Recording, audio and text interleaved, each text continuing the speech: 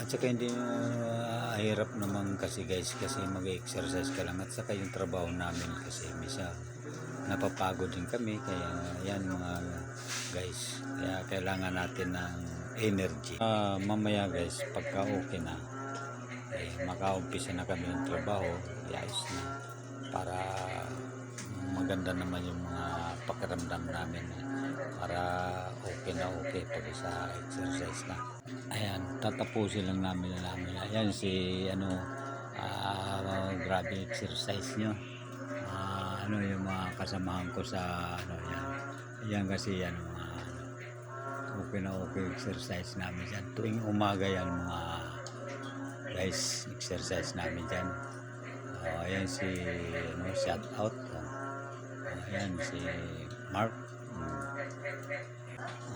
Okay na ang mga exercise namin dyan tuwing umaga yan. Mga yan mga guys, ayan yung natin sa mga